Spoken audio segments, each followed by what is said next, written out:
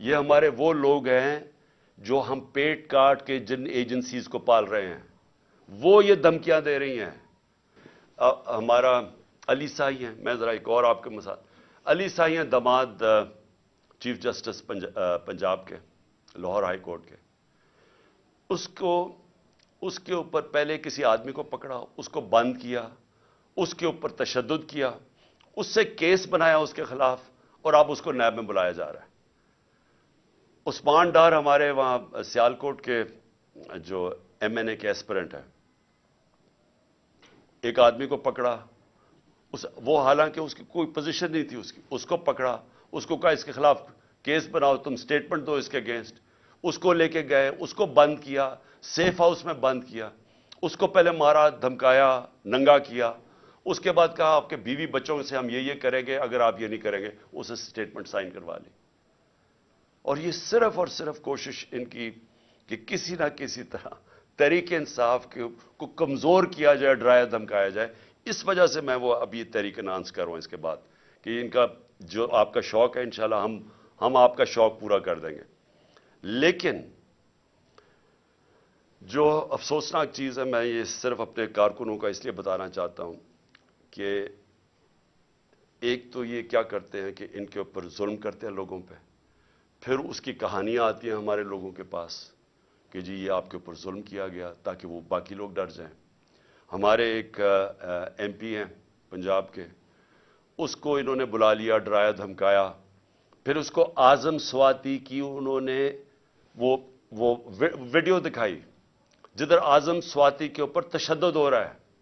اس کو دکھایا گیا کہ یہ تمہارے سے بھی ہوگا.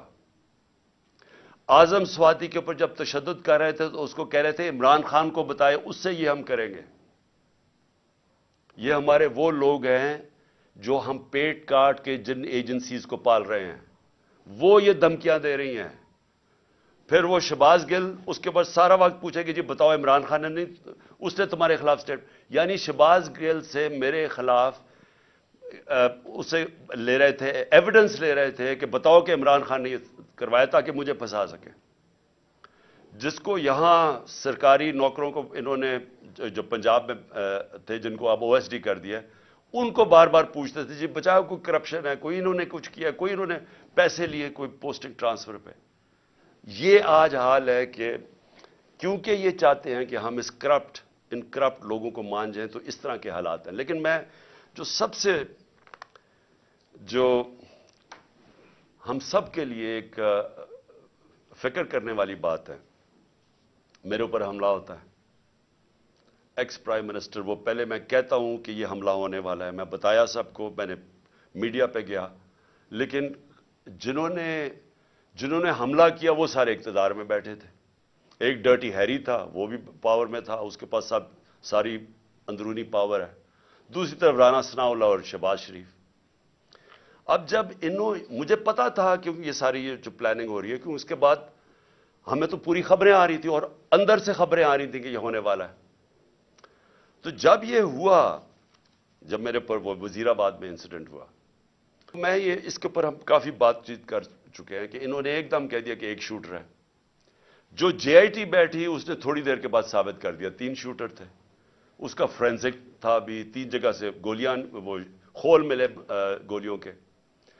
اور وہ جو سارا بیانیہ تھا کہ ایک شوٹر نے اور دینی انتصاب پسند نے کیا، وہ سارا ختم ہو گیا. اس کے بعد وہ جے آئی ٹی، میں بھی صرف آپ کو یاد کراؤں کہ جو پنجاب کی بنائی ہوئی جے آئی ٹی، اس میں نہ پنجاب کا جو ڈی پی او تھا گجرات کا جس نے ویڈیو بنائی تھی، نہ وہ پیش ہونے کے لیے تیار، نہ وہ اپنا فون دینے کے لیے تیار، اور نہ جو سی ٹی ڈی جو ٹیررزم کی جو تھی، جو اس کو اٹھا کے لے گئی لڑکے کو، اس کے بعد جو شوٹر تھا اس کو جب اپنے پاس رکھا، انہوں نے دوسری ویڈیو بنائی، نہ وہ تیار ہوئے کہ نہیں ہم نہیں آپ کو، نہ وہ پیش ہونے کے لیے آیا وہ جو سی سی پی او تھا، اور نہ ہی انہوں نے اپنا فون دیا. یعنی پنجاب گورنمنٹ کی جے آئی ٹی کی انہوں نے خلاف ورزی کی. میں یہ پھر رول آف لا پہ آ رہا ہوں کہ یہ جب اس طرح ہونا شروع ہو جائے تو گورنمنٹ تو ختم ہو جاتی ہے. سٹنگ گورنمنٹ ایک تفتیش کر رہی ہے، جس پارٹی کی پاور میں ہے گورنمنٹ، اس پارٹی کے سربراہ کے اوپر قاتلانہ حملہ، اس کے اوپر پولیس والوں نے منع کر دیا. پھر جے آئی ٹی جو بنی, اس کے 4 ممبرز نے جا کے ایک دم جے آئی ٹی کے خلاف بیان دے دیا. پروسیکیوٹر جنرل نے پھر ان 4 کے اوپر تفتیش کی اور ان کا ان کے اوپر ایکشن لینا چاہیے, انہوں نے جان کے سیبوٹاج کیا. کس کے کہنے پہ یہ ہو رہا تھا؟ اب سوچیں وہ کتنا طاقتور ہوگا جو اس کے باوجود کہ ہم پاور میں بیٹھے ہیں, ہماری پولیس ہماری بات نہیں سن رہی تھی. یہ ہوتی ہے رول آف لا. اب سوچیں کہ اگر ہماری گورنمنٹ کا یہ حال تھا کہ ہم اپنے سربراہ کے اوپر جو اس گورنمنٹ کا پارٹی کا ہیڈ تھا اس کو انصاف نہیں دے سکے, تو باقیوں کو کیا انصاف دینا تھا اس گورنمنٹ نے؟ کس کی بات سن رہے تھے؟ جو ہمیں ڈراتے ہیں نا کہ ہم آپ کو جیلوں میں ڈال دیں گے. اور میں خاص طور پہ وہ سارے لوگوں کا شکریہ ادا کرنا چاہتا ہوں جو جب ان کو پتہ چلتا ہے مجھے جیل میں ڈالنے آ رہے ہیں تو سارے یہاں آ جاتے ہیں اور ساری رات میں ان کی آوازیں سنتا ہوں اور نعرے سنتا ہوں. تو میں ان کا شکریہ ادا کرنا چاہتا ہوں. لیکن میں ان کو بھی سب کو کہنا چاہتا ہوں کہ دیکھیں, یہ ہمیں کوئی یہ جو جیل سے ڈرا رہے ہیں, ہم جیل بھر دیں گے, ان کے پاس جگہ ہی نہیں ہوگی جیلوں کے اندر. لیکن یہ تو نہیں ہوگا کہ جیل کے خوف سے یہ ہر قسم کا ظلم کریں اس ملک پہ, چوروں کو اوپر مسلط کر دیں, چور پھر ہمیں ڈرائیں جیلوں سے, عوام کی کمر توڑ دیں مہنگائی سے. ان کے پیسے باہر پڑے ہیں, ان کو فرق ہی نہیں پڑتا, ڈالرز میں ان کے پیسے پڑے ہیں. قوم کی یہاں بیچارہ تنخواہ دار طبقہ آج کیسے گزارا کرتا ہوگا؟ یہ اب اس سے پہلے یہ جو ابھی انہوں نے مہنگائی کی, اب یہ جو منی بجٹ دیا ہے, اس سے پہلے اگر آپ کی پچھلے 1 سال پہلے آپ کے بینک میں, بلکہ اپریل میں 10 مہینے پہلے آپ کے بینک کے اندر آپ کی تنخواہ تھی, بینک نہیں, آپ کی تنخواہ ماہانہ 30,000 تھی, آج صرف وہ 20,000 رہ گئی ہے. یعنی آج صرف وہ 20,000 کی چیزیں خرید سکتے ہیں. اور اب ایک اور مزید طوفان آ رہا ہے مہنگائی کا.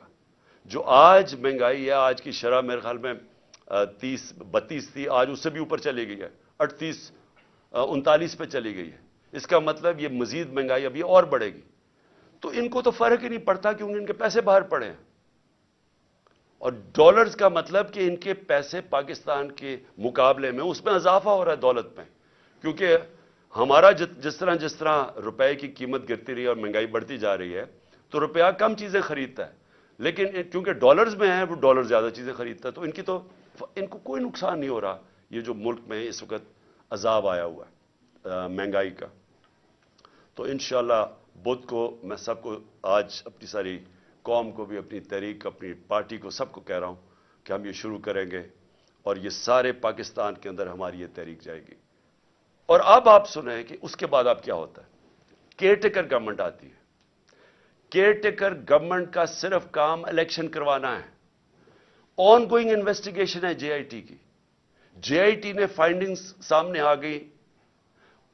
کیئر ٹیکر گورنمنٹ آ کے جے آئی ٹی کو پہلے تو روک دیتی ہے, پھر وہ جو آفیسر کام کر رہا ہوتا ہے اس کے اوپر اس کو ایس ڈی بنا دیتی ہے, ریکارڈ سیز کر لیتی ہے. اب یہ ذرا سنیں, ریکارڈ سیز کرتی ہے تو یہ آج ہوتا کیا ہے؟ عدالت پہلے تو وہ جو جے آئی ٹی کی تفتیش ہو رہی ہوتی ہے اس کے اندر جب وہ